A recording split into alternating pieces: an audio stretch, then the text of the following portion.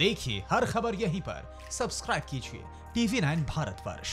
मैं lieutenant general Shankar Prasad के पास जाऊंगा। Lieutenant general Shankar Prasad, army ने एक स्टैंडर्ड ऑपरेटिंग प्रोसीजर भी तैयार किया जिसके तहत घुसपैठ को कैसे रोकना है, टेररिज्म को कैसे काउंटर करना है, सीज फायर वायलेशन का कैसे हमको उसका सामना करना है और उसका जवाब देना है, यह सब तय किया गया था। आपको लगता है उसका हासिल हिंदुस्तान को हो रहा है?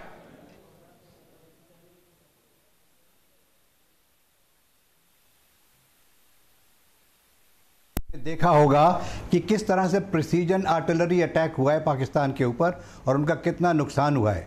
पिछले साल आपने देखा बालाकोट के ऊपर जब बमबारी की गई तो 200 से ऊपर ज़्यादा टेररिस्ट और लोग मारे गए। कई एक खबरें पाकिस्तान छापता नहीं है, उनको आपको पता नहीं लगता कि उनके पास कितनी कैजुअल्टी और कितना डैमेज हुआ है।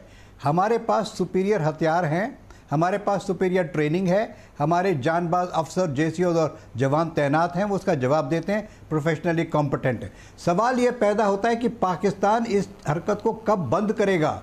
मैं समझता हूँ कि पाकिस्तान में जब तक मिलिट्री शासन चलेगा, हालांकि वहाँ कहते हैं डेमोक्रेसी है, कहते हैं कि उनका प्रधानमंत्री एक चुना हुआ व्यक्ति है, लेकिन असलियत आपको मालूम है, हमें मालूम है, पूरे विश्व को मालूम है कि पाकिस्तान को चलाती है उसकी आर्मी चीफ, और आर्मी चीफ चलाता है ISI को। उनका सबसे बड़ा मुद्दा इंडिया की तरफ यही है कि किसी तरह इंडिया को हम दबा के रखें, उसको 1000 कट्स के रखें।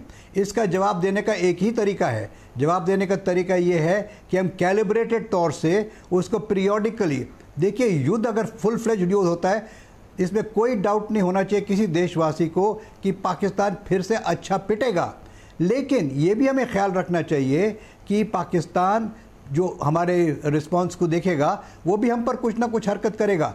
भारत का इस समय जो मेन ऑब्जेक्टिव है, लॉन्ग टर्म ऑब्जेक्टिव है, इकोनॉमिक ग्रोथ है, वेलबींग ऑफ पीपल है, गुड हेल्थ है, एजुकेशन है, इंफ्रास्ट्रक्चर डेवलपमेंट है। लड़ाई में कोई फ़ायदा नहीं होगा, लड़ाई में हमारा भी नुकसान। लेकिन अगर पाकिस्तान हमको मजबूर करेगा, जो कि मुझे पक्का यकीन है कि मजबूर नहीं करेगा, क्योंकि उसको मालूम है कि अगर भारत के संग युद्ध हुआ तो इस समय वो बिल्कुल नष्ट हो जाएगा, ये उसका कोई नामो निशान नहीं रहेगा। इसलिए उसको याद आता है जब भी 90,000 प्रिजनर्स की बात होती है। तो इस समय एक बड़ी हाइब्रिड किस्म की वॉर चल रही है। इस हाइब्रिड किस्म की वॉर में एक कैलिब्रेटेड एक्शंस होते हैं। कैलिब्रेटेड एक्शंस आप एक और कैलिब्रेटेड एक्शन लेने का वक्त आ गया है क्या? नहीं मिल पाती क्या? ये प्रिसीजन के साथ एक और अटैक का टाइम आ गया है क्या? मैं सैयद शाहनवाज हुसैन साहब के पास जाऊंगा। सैयद शाहनवाज हुसैन साहब, एक और सर्जिकल स्ट्राइक जरूरी दिखाई दे रही है क्या अब? देखिए, आप जानते हैं कि भारत की राजनीति में एक ऐसा सितारा उभरा है जो देश का प्रधानमंत्री है। वो बोलते कम है, करते ज्यादा हैं। उन्होंने हर उस पाकिस्तान के आतंक के सवाल का जवाब देकर दिखाया है, और जिस तरह की हरकत पाकिस्तान ने अभी की है उसका जवाब उसको मिलेगा।